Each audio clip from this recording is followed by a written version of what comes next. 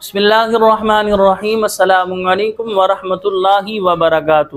آج کا ہمارا جو ٹاپک ہے وہ رخصتی کے حوالے سے ہے۔ سوال یہ ہے کہ ابھی صرف نکاح ہوا اور رخصتی 8-9 مہینے بعد یا 1-2 سال بعد ہو تو کیا شرعی طور پر رخصتی میں تاخیر کرنا صحیح ہے؟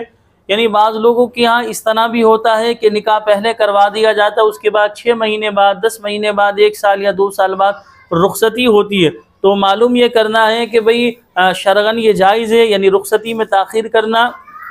تو یاد رکھیں یہ انسان کی رضامندی سے سارے معاملات ہوتے ہیں۔ جب لڑکے اور لڑکی والوں کے مابین یہ پہلے سے طے پایا کہ بھئی ہم نکاح ابھی کر لیتے ہیں اور نکاح کے 6 مہینے بعد، 10 مہینے بعد، 1 سال 2 سال بعد رخصتی کا پروگرام کریں گے، یعنی رخصتی کریں گے، تو لہٰذا یہ شرعی اعتبار سے جائز ہے۔ اس میں ظاہر سی بات ہے بیجا ون سائڈ یعنی ضد کرنا، لڑائی جھگڑا کرنا، فتنہ و فساد برپا کرنا یہ غلط طریقہ ہے، کیونکہ یہ پہلے سے ہی ڈیسائیڈ ہوتا ہے، پہلے سے ہی اس پر کلام ہو جاتا ہے، گفتگو ہو جاتی ہے۔ تو اب جب نکاح ہو گیا اور رخصتی کے حوالے سے ایک میعاد بیان کر دی تھی لڑکی والوں نے کہ بھئی ہم 2 سال بعد اپنی بیٹی کی رخصتی کریں گے، تو لہٰذا لڑکے والوں کو بھی سوچنا چاہیے اس حوالے سے کہ ان کی بھی کوئی مصلحت ہوگی، کوئی حکمت ہوگی۔ بیجا تو کوئی اپنی بچی کو نہیں بٹھائے گا، تو لڑکے والوں کا 2-3 مہینے بعد ہی ضد کرنا کہ بھئی رخصتی کر دیں، رخصتی کر دیں، تو یہ ایک غلط طریقہ ہے۔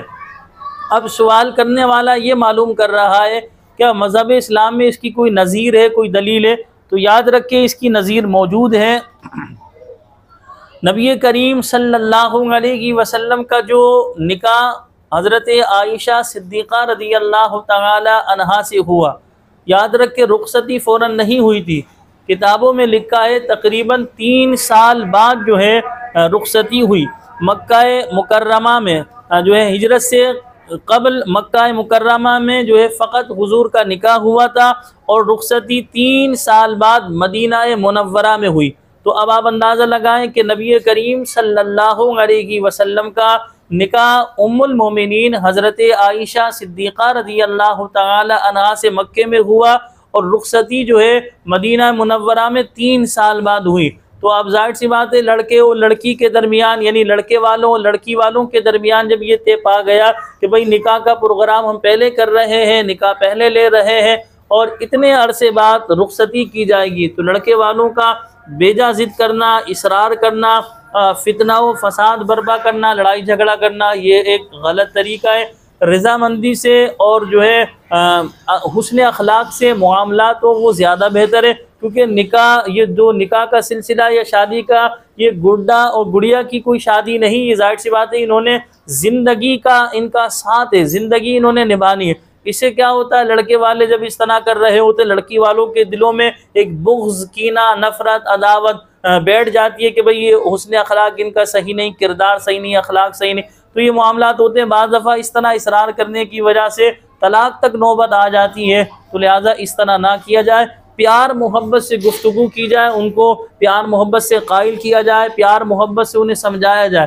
اگر وہ ظاہر سی بات ہے جو انہوں نے میعاد رکھی تھی، جو انہوں نے ایک بات بیان کی تھی، ایک لمٹ بیان کی تھی، اس سے پہلے اگر وہ رخصتی کرنا چاہیں تو اب اس میں بھی کوئی حرج کی بات نہیں، لیکن دیکھیں یہ رضامندی سے ہو رہا ہے، پیار محبت سے ہو رہا ہے۔ پیار محبت سے، رضامندی سے جو ظاہر سی بات ہے معاملات ہوں گے اس میں برکت بھی ہوگی، اس میں فائدہ ہی فائدہ ہے، اس کا رزلٹ بھی اچھا آئے گا۔ ہمیں اپنی دعاؤں میں یاد رکھیے گا، اکثر و بیشتر اپنی ویڈیو میں ہم اس چیز کا بیان کرتے ہیں کہ آل کراچی ہماری نکاح پڑھانے کی سروس ہے، آن لائن نکاح پڑھانے کی سروس بھی ہماری موجود ہے۔ کراچی کے کسی بھی علاقے میں آپ رہتے ہو نکاح پڑھوانے کے لیے آپ ہمیں بلوا سکتے ہیں 0313287372، یہ میرا واٹس ایپ اور کال نمبر ہے، اسکرین پر بھی آپ کو نمبر نظر آ رہا ہوگا۔ ہمیں اپنی دعاؤں میں یاد رکھیے گا۔ میں دعا کرتا ہوں جو ہماری بہنیں بیٹیاں اچھے رشتوں کے انتظار میں، اللہ پاک انہیں اچھے اور نیک رشتے عطا فرمائے۔ جن بھی میاں بیوی کے درمیان نا اتفاقیاں ہیں اللہ پاک ان کے درمیان محبت پیدا فرمائے۔ السلام علیکم ورحمۃ اللہ وبرکاتہ۔